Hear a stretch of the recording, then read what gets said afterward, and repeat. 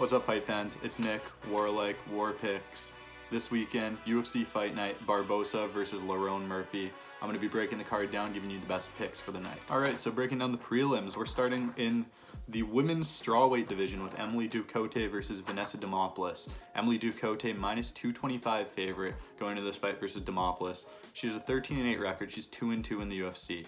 Notable things about Ducote: she's fought UFC, she's fought Bellator, she's fought Invicta. That's pretty much the big three for women fight leagues, in my opinion. So she's fought the top competition. Her record may show like a lot of blemishes, but she's fought good competition. She's going against Vanessa Demopoulos, 5, 4-2 in the UFC. Vanessa has shown to be a finisher at times. She can submit people. Her most recent victory was a win over Kanata Murata.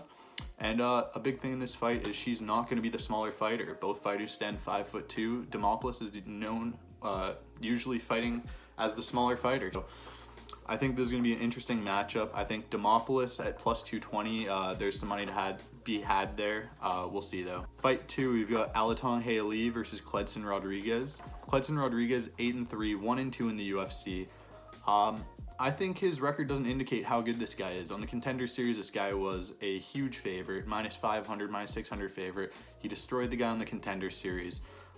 He's fought tough competition in the UFC. His last fight was a loss via sub to Farid Basharat, being one of those guys that title is potential for that guy. He's a really good fighter. He's going against Alatong Haley. Alatong Haley, I'd say, is one of the top Chinese fighters for the male division. He's underrated. He's 4-2-1 in the UFC, with his most recent loss being a decision to Chris Gutierrez.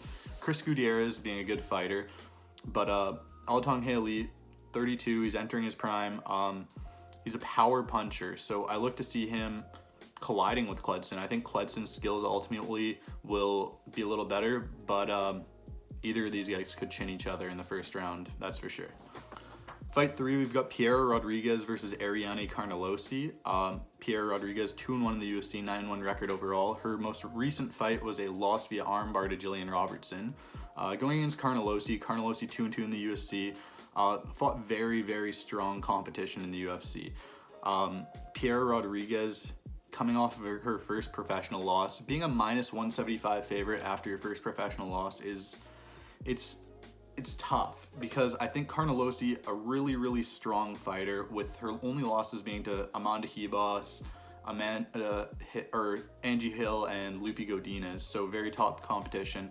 I think Carnelosi is really good for the underdog money this weekend. I would definitely put some money there. Fight number 4, we have Abus Magomedov versus Warley Alves. Abus Magomedov, 1-2. We know the story. He had the big knockout victory versus Dustin Stoltzfus, fought Strickland and got exposed, and then fought Kai Baralho and gassed again versus Baralho.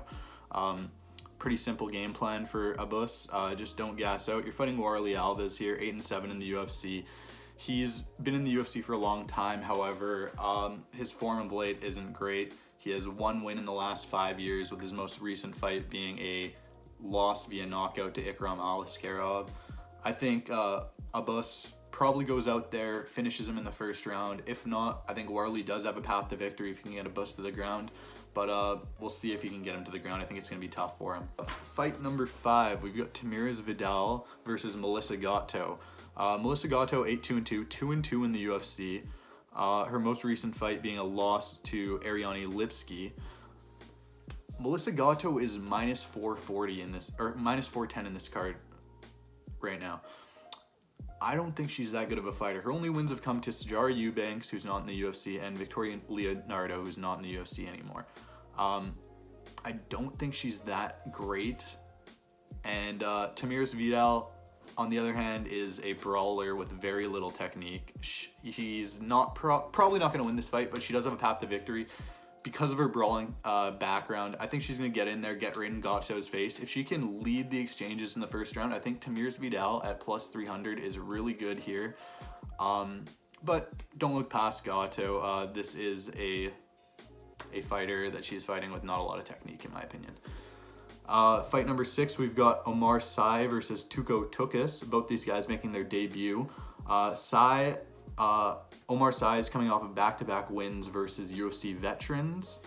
And Tuko Tukas, Short notice fight, 0-2 fighter in Bellator, 0 fights in the UFC. His last fight was a win via arm injury, so it wasn't even a definitive victory. I think Omar Sy goes out here, gets the job done early. He's a very big prospect in the light heavyweight division, so I look for the UFC to promote him and try and get him in there as fast as possible after this fight. Fight number 7, we've got Tom Nolan versus Victor Martinez. Tom Nolan, 6-1, 0-1 in the UFC. I believe he is 6'3" UK fighter. He's going against Victor Martinez, 13-5, 0-1 in the UFC, with his most recent fight being a KO loss to Jordan Levitt. Victor Martinez, he's a gritty fighter. Not a lot else than that. It's tough when your most notable aspect is your durability, like Chito Vera, so it's not great. Tom Nolan, however, is 6'3", and he was fraud checked. He got KO'd in his first UFC fight to Nicholas Mata, and he was talking a lot of shit. He said he was going to be a champion. He came out 6'3", huge frame versus a 5'8" guy, and he got knocked out in like 40 seconds. So, however, he's lucky. The UFC are feeding him a guy who's not UFC ready, but yeah, I still don't think you're that good, Tom Nolan. Tom Nolan by first round finish, however. Going over to the main card, we start with a banger in the women's division. We've got Angela Hill versus Luana Pinheiro. Luana Pinheiro, 3-1 in the UFC, plus 130 underdog here. Her last fight, she lost. It was a 3rd round KO loss to Amanda Ribas. In that fight, she imposed her will in the first round and then kind of gassed out and kind of got fraud checked a little bit in the final couple of rounds there. She got pieced up by Ribas and she really wore it. Angela Hill, minus 160 favorite, 11-13 in the UFC, with her most recent victory being a decision win versus Denise Gomez. Angela Hill has flipped back and forth, wins, loss, wins, loss, wins, loss. She is looking to get her first win streak going since 2020.